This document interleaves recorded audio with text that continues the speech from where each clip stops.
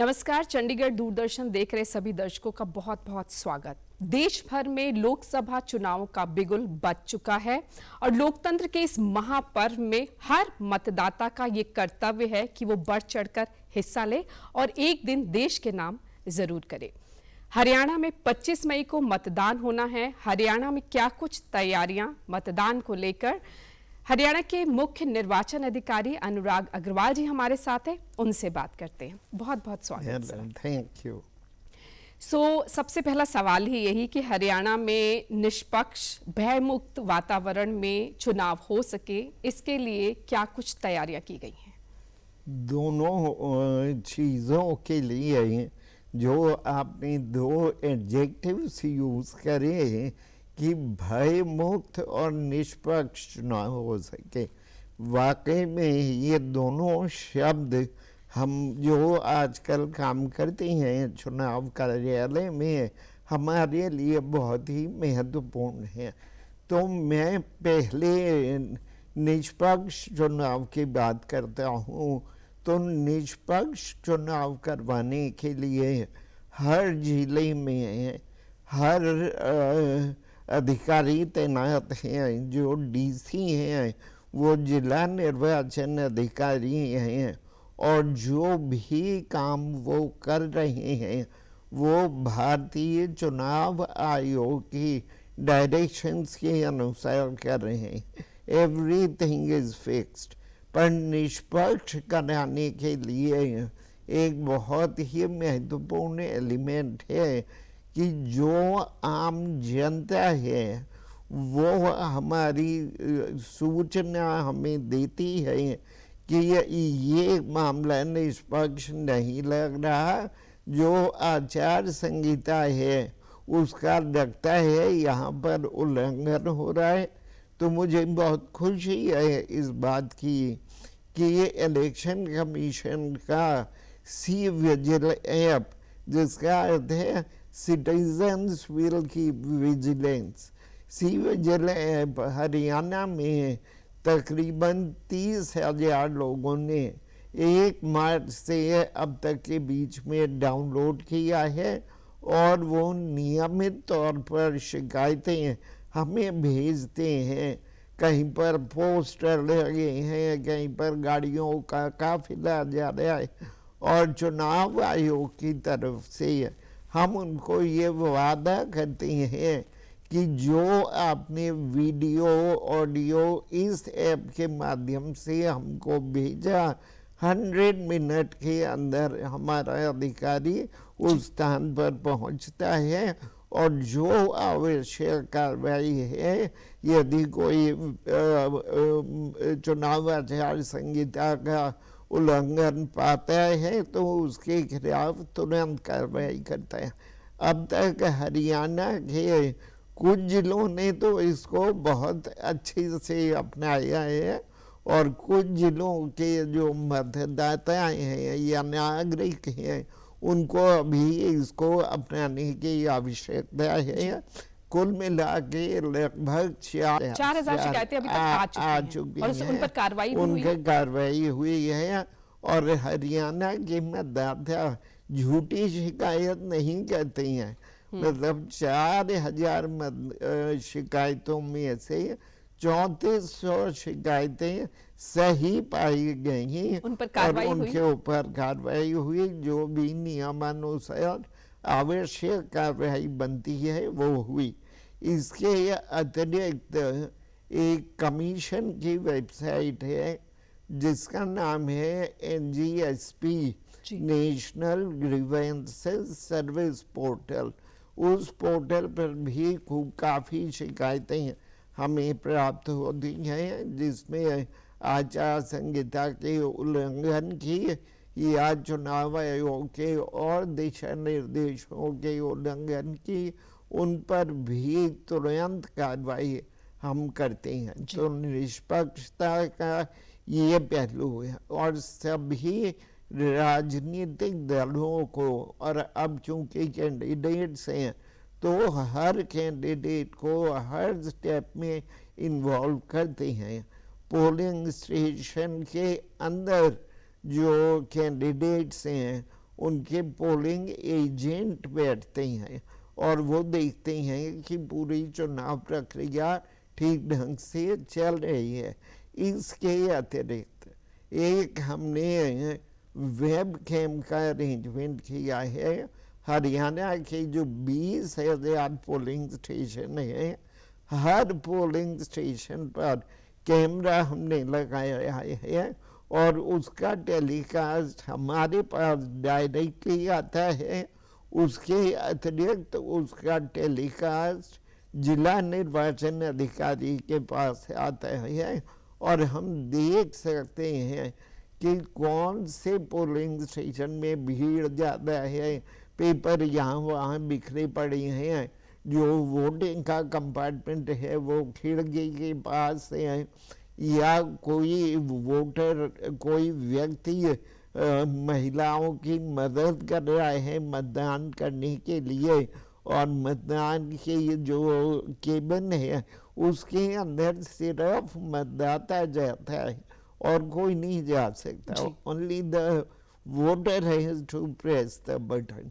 So all these kind of things are visible to us, हमें दिखाई देंगी और चुनाव वाले दिन हम जो प्रिसाइडिंग ऑफिसर है उसको फ़ोन करके पूछेंगे कि भाई तेरे यहाँ ये व्यवस्था ठीक नहीं है। यानी पूरी पैनी नजर जो है हाँ है आपकी और पूरी तैयारियां हैं। लेकिन कई बार ऐसा होता है कि मतदाता सूची में गड़बड़ हो जाती है। मतदान करने कुछ लोग पहुंचते हैं और पता लगता है नाम नहीं है, नाम मिसिंग है। सो वो गड़बड़ ना हो सके उसके लिए क्या कुछ तो किया गया है? उसके लिए आजकल क्योंकि टेक्नोलॉजी का युग है तो एक ऐप है voter helpline app. Voter helpline app में दिखा देता है। वोटर हेल्पलाइन ऐप में आप जान सकते हैं कि आपका नाम मतदाता सूची में दर्ज है या नहीं दर्ज है और आपका पोलिंग स्टेशन कौन सा है। वैसे कोई संभावना इस बात की नहीं है क्योंकि हम इसके बारे में लगातार मतदाताओं को जागरूक कर रहे हैं कि अपने नाम की जांच कर लें, चाहे वो टीवी ऐड के माध्यम से, चाहे वो प्रेस ऐड के माध्यम से या मीडिया से बात करते समय मतदाताओं को हम जागरूक कर रहे हैं लगातार। तो आप मतदाता सूची में अपना नाम देख सकते हैं। आप पोलिंग स्टेशन का पता कर सकते हैं। और एक बात जो हमने नई की है इस बार और जो पूरे देश में संभवतः कहीं नहीं है, वो है कि हमने एक ऐप शुरू किया है voter in the Q app.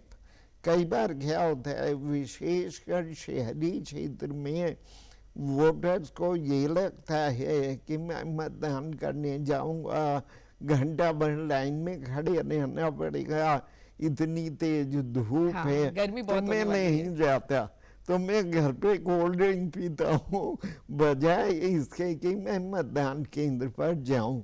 तो हमने voter in the Q app के माध्यम से हर मतदाता को पता लग जाएगा कि उसके मतदान केंद्र पर जो क्यू लगी है वो कितनी लंबी है, कितने पुरुष हैं, कितनी महिलाएं हैं, और साथ में उसको पता लग जाएगा सुबह से ये क्यू बढ़ रही है और अब घटनी शुरू हो गई है, अब पीक पर पहुंच गई है। तो जो समझदार मतदाता है वो वोटर इन क्यू का यूज करके, ऐप का यूज करके और सही टाइम पर मतदान करने के लिए जा सकते हैं। मैं एक बार फिर अपने दर्शकों को बता दूं, वोटर इन क्यू ऐप आप डाउनलोड करिए और उससे देखकर आपको पता चल जाएगा 25 मई को कि जो कतारें लगी हैं वोट डालने के लिए वो कितनी लंबी है और कब आप वोट डालने जा सकते हैं।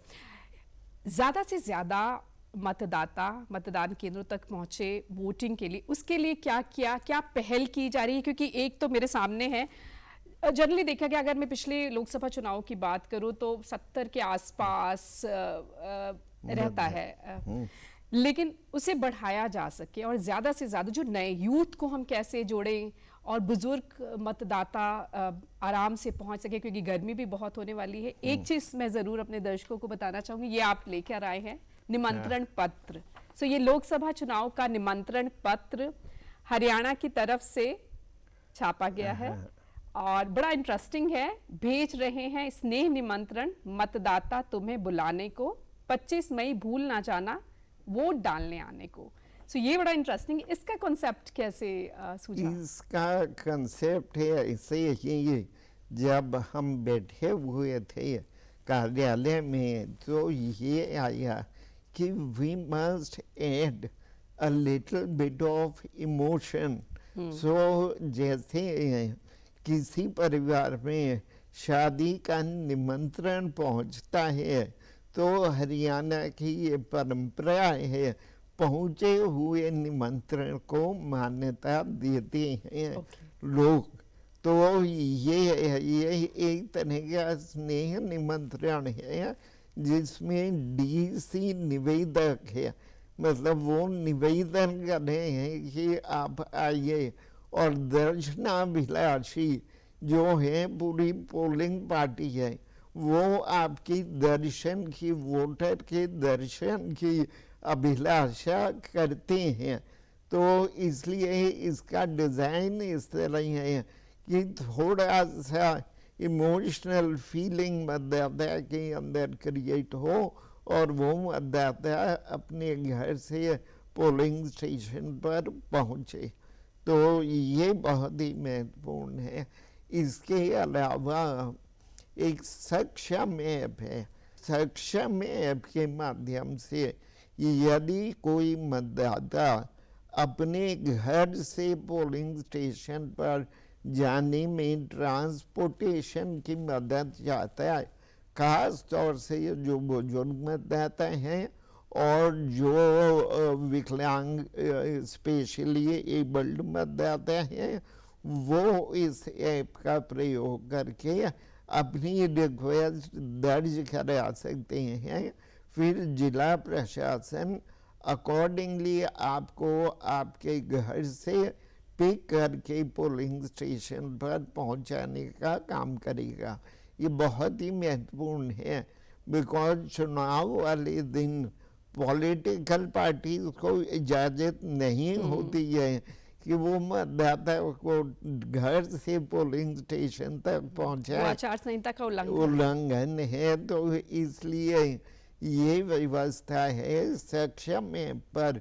जिस भी मतदाता को ऐसा लगता है कि उनको जाने में दिक्कत आएगी, सक्षम ऐप का प्रयोग करें और वाहन की सुविधा आपको उपलब्ध की जाएगी जिला प्रशासन की ओर से, और आप ट्रांसपोर्ट आपको पोलिंग स्टेशन तक जाने और वापस आने की भी। मत प्रतिशत कैसे बढ़ाया जाएगा? कुछ टारगेट है उसके लिए? यूथ ज्यादा से ज्यादा, क्योंकि यूथ क्या है सोशल मीडिया पर लगा हुआ है, थोड़ा सा सियासत को लेकर उनका रुझान अलग है। तो इसमें बहुत सारे हमने मॉडिफिकेशन किए हैं। एक हमने थीम सॉन्ग बनाया है, आयुवा 25 मई को मत डाल दे, संसद में जाके धड़के ऐसे दिल उछाल दे। मतलब युवा से अनुरोध कर रहे हैं और इस प्रकार से वो संगीत भी सुन वी विल रिलीज, और हर जिले में यंग वोटर्स के सम्मेलन ऑर्गेनाइज हो रहे हैं and they are being told about it. Communication with young voters in their own language is very, very important, and young voters are quite a sizable section of voters. So we are requesting them through multiple mediums to come and vote and understand कि तुम्हारे vote की कीमत कितनी है। जी। Vote की कीमत के बारे में जागरूक करना, जानकारी देना। हर वोटर के वोट की बहुत कीमत है, सिर्फ इसलिए नहीं क्योंकि कई बार विजेता और हारने वाले प्रत्याशी का वोट का अंतर बहुत कम रहता है। एक वोट भी होता है एक वोट भी होता है, एक वोट से कोई जीत भी एक सकता है और हार भी सकता तो है, सो हर वोट की इम्पोर्टेंस है। importance है। That is what we are trying to educate to youth also. They have to take part in the democratic process. Right. अब स्कूली बच्चों, स्कूल को कैसे आप जोड़े, क्योंकि उसके लिए कुछ आपके इनाम भी हैं, पर बच्चों को कैसे आप जोड़े हैं? देखिए, जिनके बच्चे हैं वो इस बात को जानते हैं कि बच्चा यदि रट पकड़ ले और जिद पकड़ ले तो और किसी का कितना कम्युनिकेशन है पेरेंट्स मना कर सकते हैं, पर बच्चा भी यदि कह रहा है कि नहीं तुम्हें वोट डालना है और वोट डाल के तुम्हारे साथ सेल्फी लेकर मुझे अपलोड करनी है, बच्चा दबाव, तो हमने इसका एक प्रोग्राम बनाया है हर स्कूल में, चाहे सरकारी हो या प्राइवेट।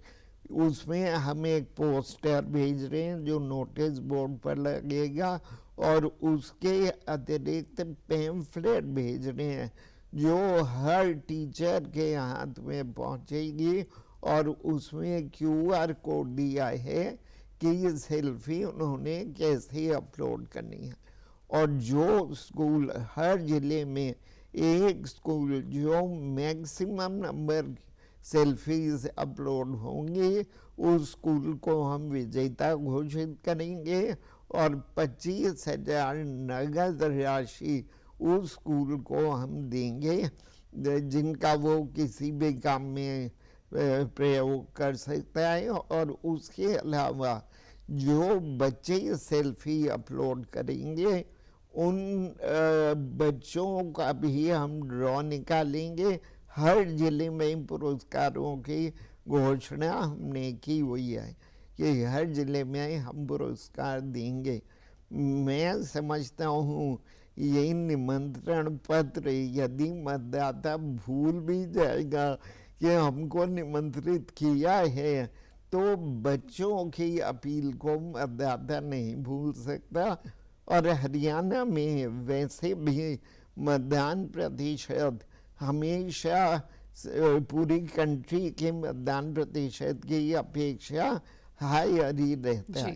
तो इस बार जैसा आपने पूछा, हमें उम्मीद है कि मतदान 100% हो।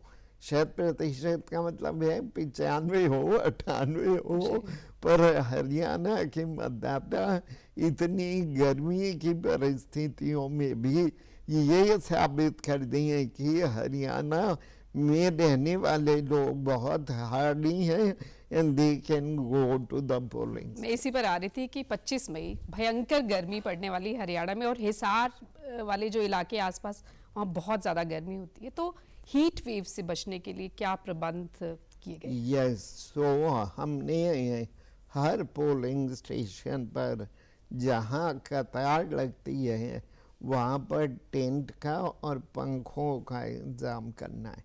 सो अगर आप क्यू में खड़े हुए हैं तो भी आपके ऊपर शेड है और आपको पंखा चल रहा है और इसके अलावा पानी पिलाने का इंतज़ाम भी है। तो वहाँ पर वाटर सेवादार रहेंगे पोलिंग स्टेशन पर और वो ट्रे में स्वच्छ एवं साफ जल लेकर पूरी लाइन में अप डाउन मूव करेंगे। लोग पानी पी सकते हैं, पंखे का में गर्मी का प्रकोप कुछ कम होगा और ऊपर से शेड हो। इसके अतिरिक्त हर पोलिंग स्टेशन पर एक टेंट के अंदर बुजुर्गों, महिलाओं और जो नहीं खड़े हो सकते क्यू में, यदि क्यू बहुत लंबी है तो उनके बैठने की भी व्यवस्था होगी चेयर्स होंगी, बेंचेस होंगी, ताकि वो वहाँ बैठकर अपनी नंबर आने का इंतजार कर सकें। चुनाव के दौरान कई बार फेक न्यूज़ के मामले सामने आते हैं, तो फेक न्यूज़ से बचने के लिए क्या कुछ प्रबंध किए गए, क्या उस पर भी नज़र है? और सोशल मीडिया क्योंकि बहुत पावरफुल है इस वक्त, वहाँ पर फेक न्यूज़ जैसा कुछ ना हो सके, इसके लिए क्या पुख्ता इंतजाम किए? इसके लिए एक सोशल मीडिया सेल हमने बनाया है, और वो सेल रोज प्रतिदिन सोशल मीडिया को खंगालता है और हरियाणा से संबंधित जो भी खबरें आ रही हैं उन खबरों को निकालकर हमें भेजता है। यदि उनमें कोई खबर आपत्तिजनक होती है या फेक न्यूज़ टाइप लगती है तो हम उसके ऊपर कार्रवाई करते हैं। एक केस में अभी तक कार्रवाई हो चुकी है, एफआईआर दर्ज हो चुकी है, बिकॉज फेक न्यूज़ का मतलब यही है कि जो इस बार के चुनाव की न्यूज़ ही नहीं है, जो इस बार के चुनाव की वीडियो ही नहीं है, या तो वो वीडियो डॉक्टर्ड है या पुराने किसी चुनाव की वीडियो है, उसको यदि कोई जारी करता है सोशल मीडिया हैंडल पर तो आप बहुत सावधान रहें, बिकॉज इस बार बहुत सख्त आदेश हैं और लगातार सोशल मीडिया पर और प्रिंट मीडिया पर भी हमारी नज़र है और हम तुरंत कार्रवाई करेंगे।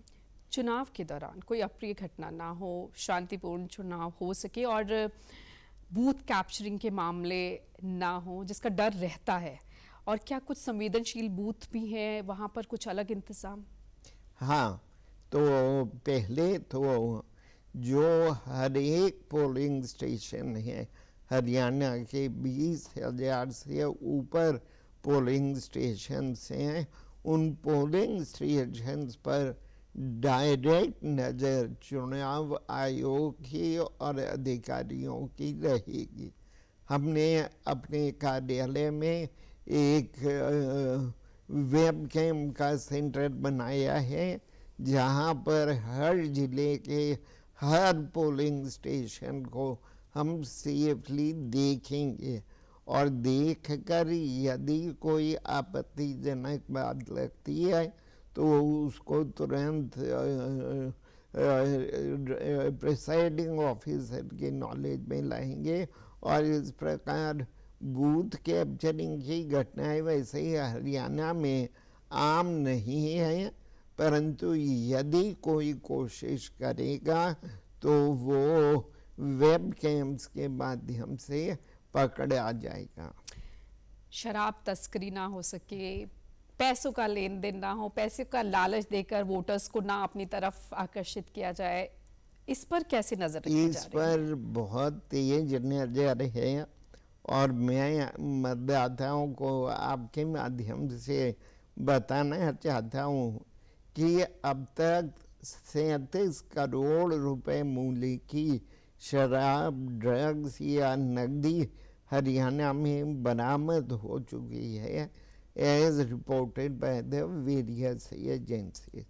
तो नकदी करीब 7.5 करोड़ रुपए की नकदी बरामद हो चुकी है, 13 करोड़ रुपए मूल्य की शराब बरामद की है और साथ में ड्रग्स भी 13.5 करोड़ रुपए मूल्य के करिए हैं। इसके अलावा जो फ्री बीज हैं जो बांट सकती हैं पॉलिटिकल पार्टीज या कैंडिडेट्स वोटर्स को, उनकी भी रिकवरी की है। तो कुल मिला के 37 करोड़ रुपए की रिकवरी की है और हर जिले में SSTs और FSTs बनी हुई हैं। FSTs are flying squad teams और SSTs are stationary teams, and they are checking vehicles on random basis, and flying squad teams are acting on complaint basis, and they are recovering a huge number of, I think this is much more than what was there in 2019 election में हमने recovery की थी 18 करोड़ रुपए की total, और अभी तो चुनाव को तकरीबन 20 दिन बाकी हैं, पर ऑलरेडी 37 करोड़ रुपए की रिकवरी हो चुकी। सो पूरी तैयारी हरियाणा में चुनाव को लेकर। बहुत बहुत शुक्रिया हमारे साथ जुड़ने के लिए अनुराग जी। सो 25 मई को हरियाणा में मतदान होता है। बढ़ चढ़कर इस महापर्व में हिस्सा लीजिए, क्योंकि मताधिकार, मत के हक का इस्तेमाल आपका अधिकार है। शुक्रिया।